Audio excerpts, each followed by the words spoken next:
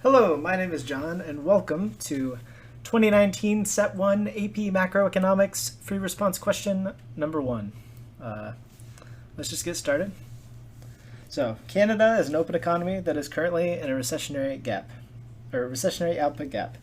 So, we're going to draw a correctly labeled graph of all that stuff that they have there. So, first of all, big L.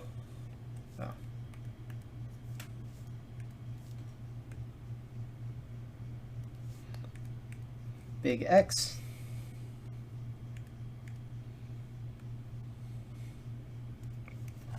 Okay, so we can go ahead and label the axes and the lines. So aggregate supply, short run, aggregate demand, our GDP, and price level. So recession is the same as saying high unemployment. They're just using different words to try to make you second guess yourself. So to illustrate high unemployment, so if LROS, LROS is the natural, shows the natural rate of unemployment. That's the full unemployment. So if we're in a recessionary gap, that means we are below full employment. So here is the equilibrium level of unemployment, right? That's where we are right now, which, as the question wants you to say, is Y1. You can say that this is PL1. So this is our current level of unemployment right here. So if we're below full employment, then full employment must be above where we are. So we're going to put full unemployment above that here. So this is LROS. It's a vertical line, even if it doesn't look like it on my screen. And this is the level of full employment, which they want us to say is Y sub F. And you can see that we are currently below that full unemployment level. All right, so that's all you have to do for this question. If you want to make sure that they understand, you can throw in a little I, double I, or you could put that off to the side like I, Y1, PL1, II, YF, whatever you want to do. All right, so now we can go to part B. So part B. The central bank and the government do not do anything to close the output gap. Usually they do something. In this question, they do nothing. So explain how the economy will adjust to full employment in the long run. So all you have to do here is, so here is long run aggregate supply, right? So in the long run, that's where aggregate supply will be. So we know that aggregate supply is going to increase until we get to this full unemployment level. So it'll look like that, AS2. But they just want you, I guess they do want you to show it on the graph. So we can go ahead and show that. AS will increase. And we should put a 1 on this one. So AS2. And we can see that this increases to long-run aggregate supply. How do we explain that, though?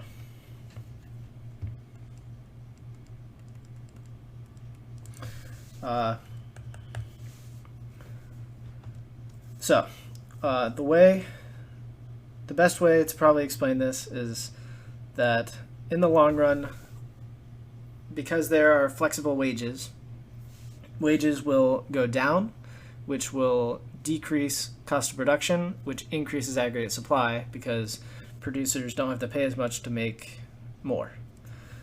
So the way we can draw, or we can write this out, is with a just chain of letters and stuff. So we'll say down flexible wages,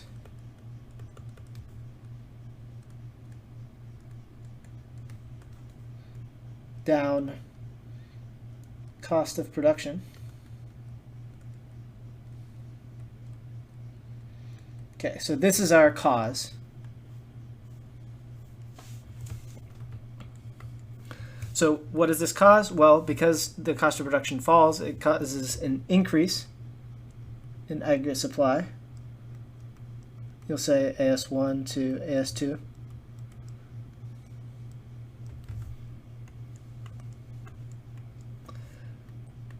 Which causes an increase in our GDP and a decrease in price level. So here they're saying, they just want you to talk about employment. So we'll say that this increases employment, drops unemployment. You never know what they want you to say. And it goes from Y1 to YF. And that's all you really need. So there's part B.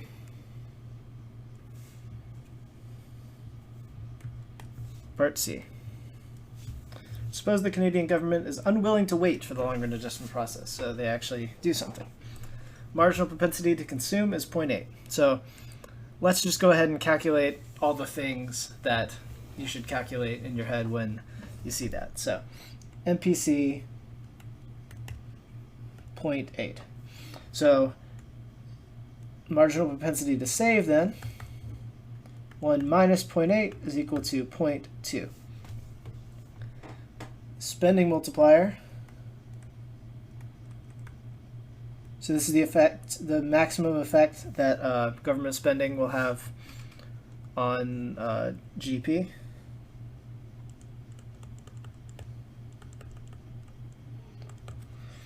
That is equal to 1 over MPS, which is in this case equal to 5, and then the tax multiplier, which is the effect that an increase in taxes will have on our GDP, which is negative MPC over MPS, which is negative 4.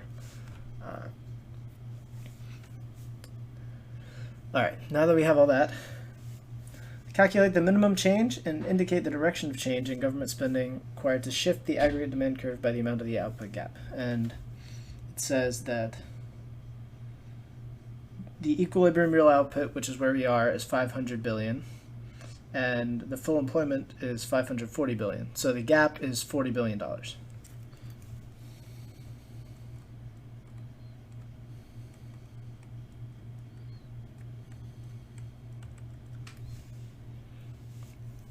Okay, so calculate the minimum change in government spending, and then double I is the minimum change in taxes. Okay, so we're trying to increase GDP, right? So our change is going to be positive, so this will be an increase in government spending in part I, and in part II will be a decrease in taxes. Okay. So all we need is an increase in 40 billion. We know that our spending multiplier is 5. So all the increase has to be is the gap divided by 5. So 40 billion divided by the multiplier 5 is equal to an increase in 8 billion. All right, that's all. And then for the decrease in taxes, our tax multiplier is negative 4. So that's why it's a decrease in taxes. Actually, let's change how we wrote this. We'll say that our change in G and our change in T, because we're showing the direction here. So our change in T, 40 billion over the multiplier, which is -4, is equal to a decrease in taxes of 10 billion. All right, and that's all for Part C. Part D. Assume instead that the Canadian Central Bank takes actions to restore the economy to full employment output by influencing investment spending. So all that you need to see there is that the Canadian Central Bank is doing something. What they're going to do is an expansionary monetary policy, or OMO-BI. Draw a correctly labeled graph of the money market, and show the effect of the actions taken by the central bank on the equilibrium interest rate. Okay, so what's going on here is they're going to do an expansionary monetary policy. So we are going to draw the money market, and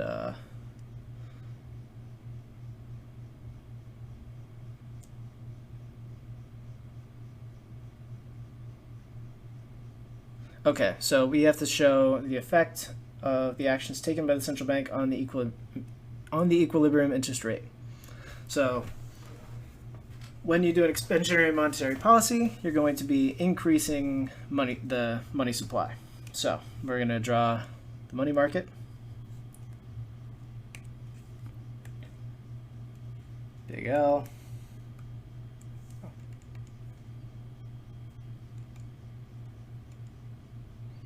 Okay, let's just do it like this. Oh, whoops. Okay, so the money market is a little bit different from most of the other graphs in that, so this one is the same. This is money demand, but you should recall that money supply is a vertical line like this. So this is money supply 1, money demand. The horizontal axis is the quantity of money, and the vertical axis is the nominal interest rate. So they're trying to fix this recessionary gap, which means that they're going to do expansionary policy, which is an increase in money supply. All right. So they increase the money supply to here, MS2. Sorry, they probably want you to make this clearer. So I'm going to put NIR. That's nominal interest rate. Okay.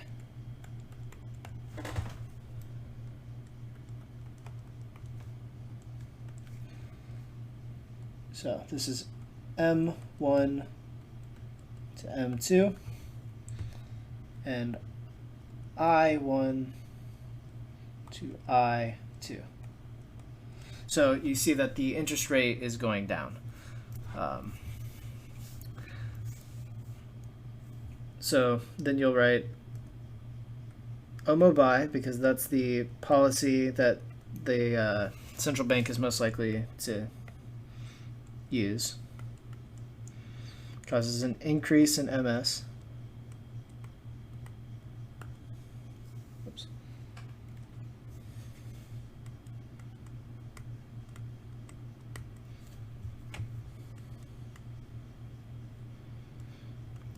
Which causes a decrease in the nominal interest rate I. I1 to I2. Okay, and I think that's all for part D, right? Yes. And if you want to know more about why they're doing this policy, it's because decreasing the interest rate will increase investment spending, which increases aggregate demand, which brings the economy back to the equilibrium. So here you'll see, so an increase in investment spending is an increase in this AD right here. So if they go through with this policy, pretend that this part didn't happen with aggregate supply. AD increases to here, which is another way of getting to that equilibrium point, right? But they don't ask for that here, so I'm not going to show it here. I'll probably make another video at some point explaining that whole process. Most FRQs make you show that whole thing. So All right. Okay, and finally, part E. Canada and Mexico are trading partners. Draw a correctly labeled graph of the foreign exchange market of the Canadian dollar and show the effect of the change in the interest rate in part D on the value of the Canadian dollar with respect to the Mexican peso. Okay, so first of all, draw the foreign exchange market for the Canadian dollar. Okay, so first part, draw the big L.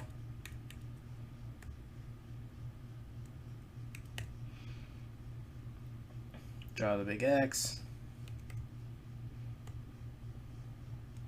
Okay, so a couple of things to keep in mind. So this is the exchange rate.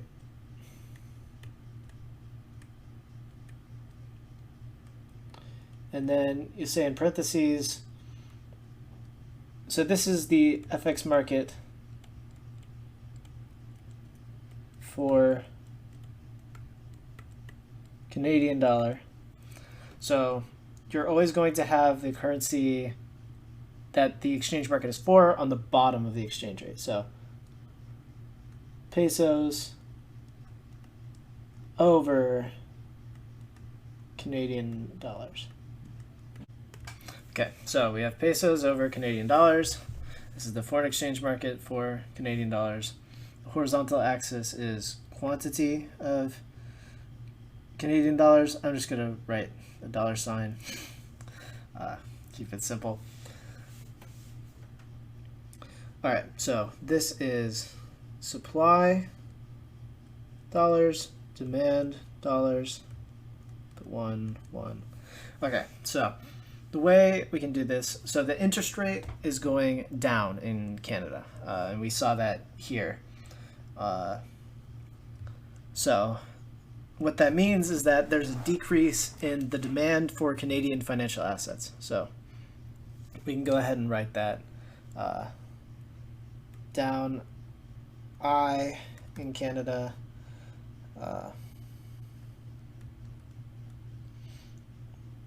it's the same as down R in Canada, which is just the real interest rate as opposed to the nominal interest rate.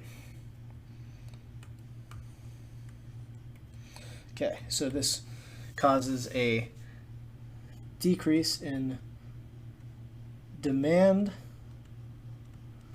for CAN dollar denominated financial assets. So that's just a phrase you memorize basically. But what it means is that investors are looking to invest their money in the place where they get the highest return, right? So if the interest rate in Canada goes down, they're going to want to move their money to a place where the interest rate is higher so that they can avoid getting that lower return on their investment. So down demand for Canadian dollar denominated financial assets. So there are two ways you could draw this on the foreign exchange market graph. So both are correct in terms of the exam. This one is closer to the real life truth, which is an increase in supply because they spend Canadian dollars to buy Mexican pesos, which puts more Canadian dollars on the foreign exchange market. But what's probably easier to think about is the other way, which is a decrease in demand for Canadian dollars on the foreign exchange market because down demand for Canadian denominated financial assets. So both are totally fine to put because they both create a depreciation of Canadian dollars relative to the Mexican peso. So we're going to go with this way for now. Just know that if you want to do an increase in supply, that's totally fine too. All right, so this is demand dollars 2.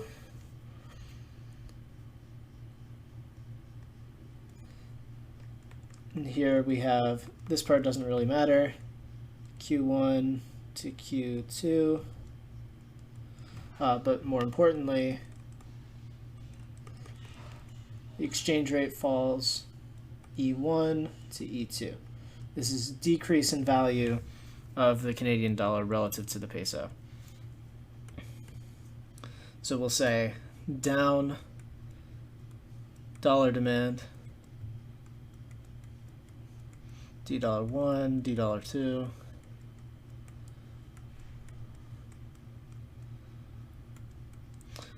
which it causes down E1 to E2,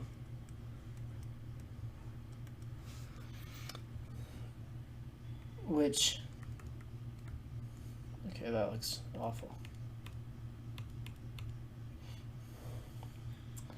Okay, which is depreciation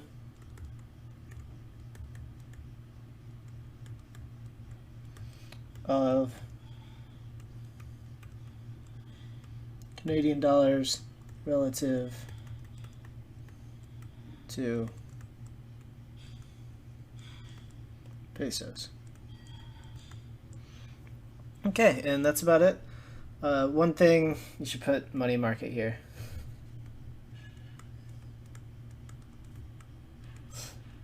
Okay, and there you have it. That is 2019 AP Macro Set 1 AP Macroeconomics FRQ number 1. Thanks for watching. I hope this helped. Leave your questions, comments in the comments. Thanks, and good luck.